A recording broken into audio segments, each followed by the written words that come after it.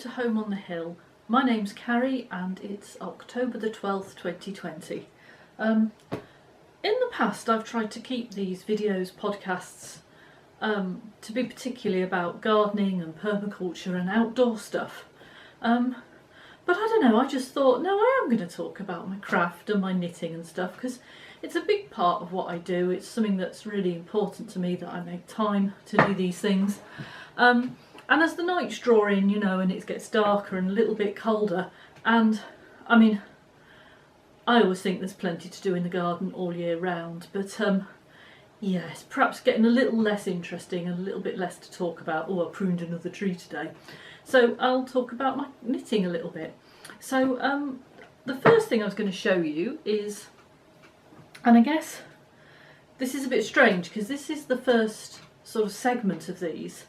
So I don't know if first thing I'm going to show you, this finished object, I don't know when I started it. I'm sure it was before, so the last episode of this would have been for the autumn equinox, and I'm sure it was before that. I've been working on it for some time, because it is a jumper, a finished jumper, and this is the piece. I haven't quite finished it. It needs blocking. It is linen, so it will drop a fair bit, but I'll just put it up close in the hope that you can see the stitch pattern a little bit there. So it's cables and it's drop stitches, and so it's an over piece. You wouldn't wear it without anything underneath it. I'd probably wear it in the winter over a long sleeved top. So it's linen. The yarn is called Eco Stitch. Yeah, I think it's a European linen. I'll fold that up. And the pattern is called Forest Weave by Dando. Yeah, I've been knitting that for months. I tend to just knit maybe for an hour or so in the evening. I'm not someone who kind of has time to knit all day, and obviously I do a lot of gardening and I have a job, so it does take a long time to make things. So I will be starting. I like to have a sweater on the go, and I've just ordered some yarn that was on offer actually from Blacker Yarns. They had an offer for Shetland Wool Week, so yeah, I'll be probably by next time showing you swatches and the start of a new cardigan there. Something else that I've recently finished, and yes, I am going to show you my dirty socks because I've been wearing these loads. So I have a pair of these socks, and I'll just show you the colour work up close. But these are the Lucky Me socks by Sophia Camerborn. I really like Camerbornia as a podcast, and I like her patterns, I like her style. So these are the first pair of socks I've made from her patterns. They're called Lucky Me, and they are in John Arborn Exmoor sock yarn. And I think, well, the darker blue, the main colour, that is the sock yarn. I think that's called Whortleberries. And then the colour work, the lighter blue, that's in one of the Knit by Numbers yarns that they do. So I just chose one that looked like it would contrast, and I'm really pleased with these. I've been wearing them loads, I've been wearing them in the gardens, so yes, I have just shown you my dirty socks. The next piece of knitting I'm working on, so I have this yarn, which I hope you can see the colours reasonably well. This is some artisan yarn I bought in Ireland, in Galway, when we were there. Well, obviously hasn't been this year.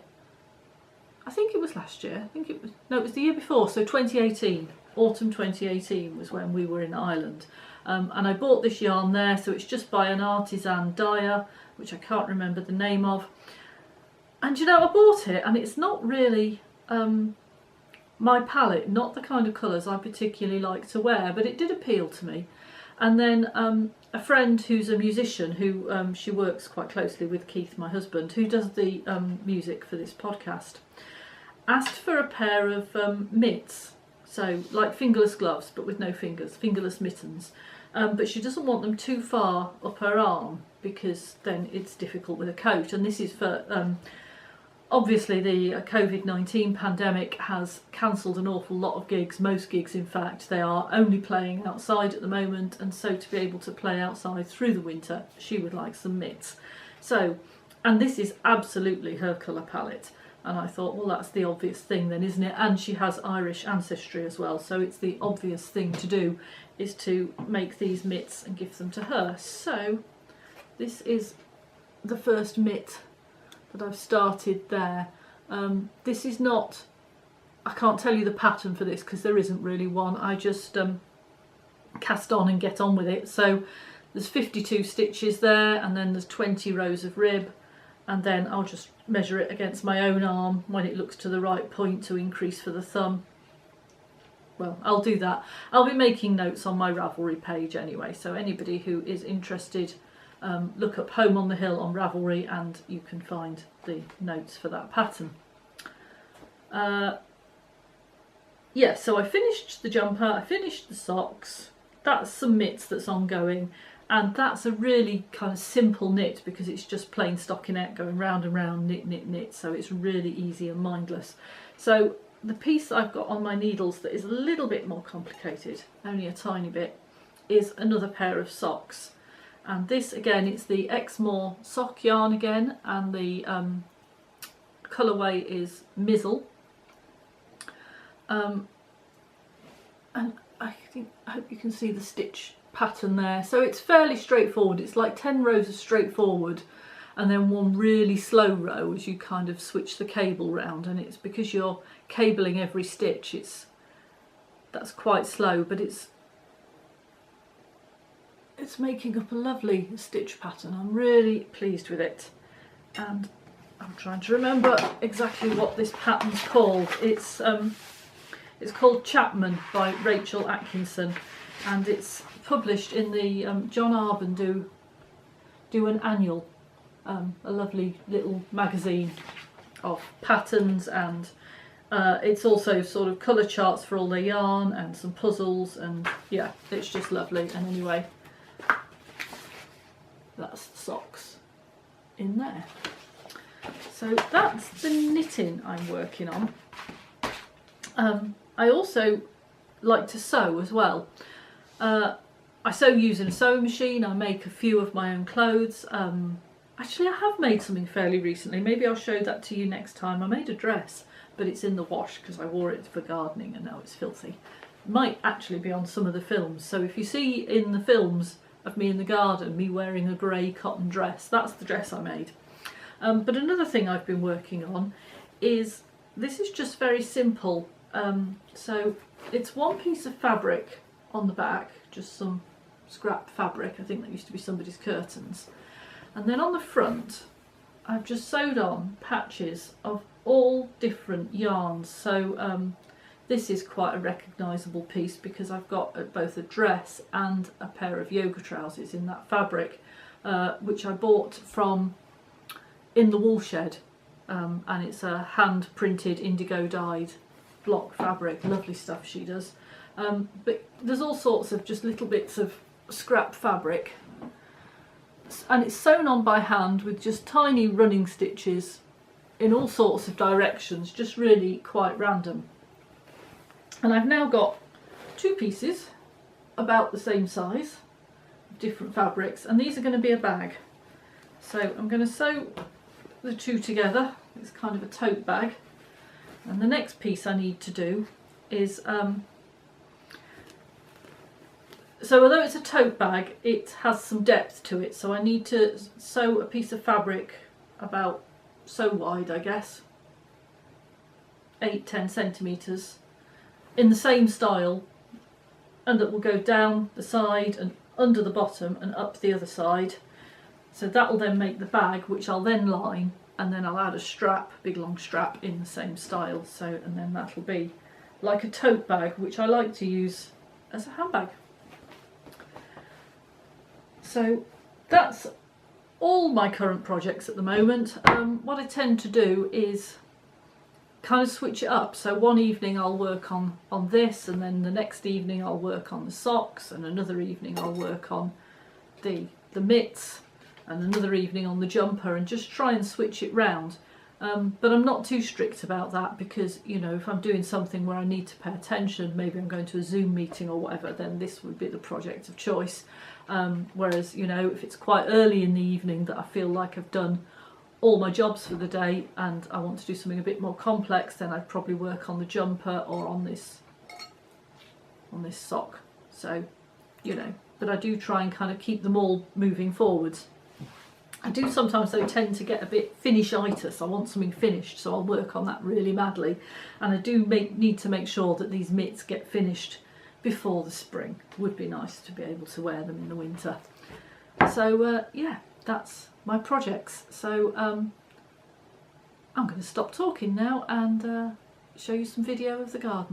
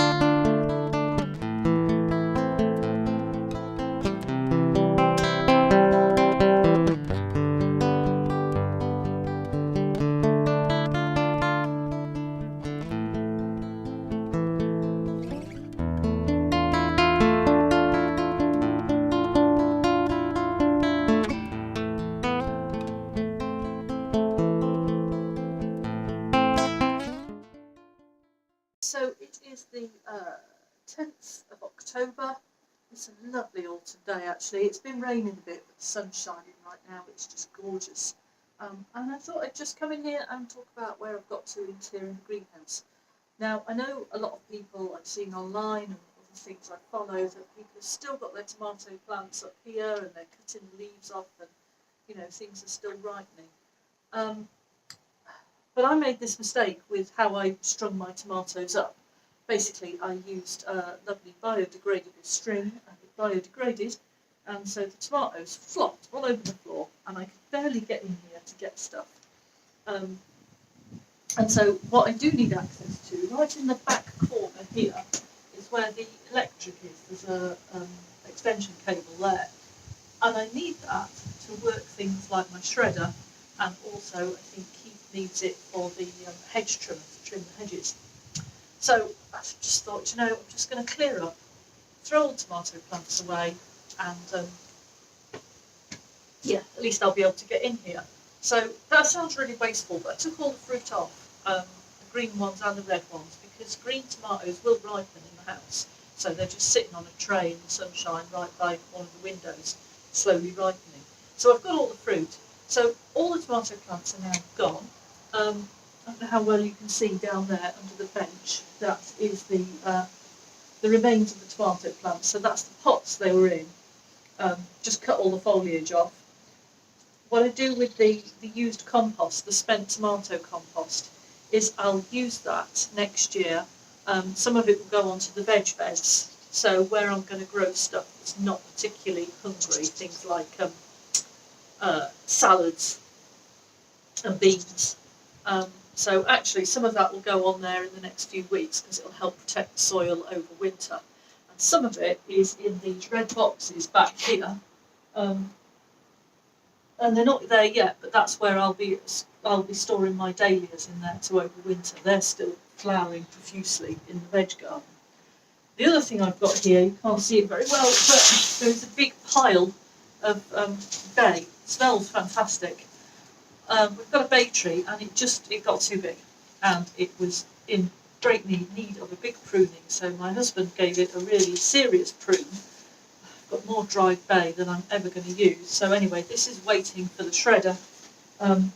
He cut it, and then it rained loads. So when I picked it all up and dragged it in here, it's because it was really wet. I couldn't put it through the shredder in that state. But this can go through the shredder now. So it's just lying on the greenhouse floor, waiting to be shredded. So something else going on here is these are my semperviviums, which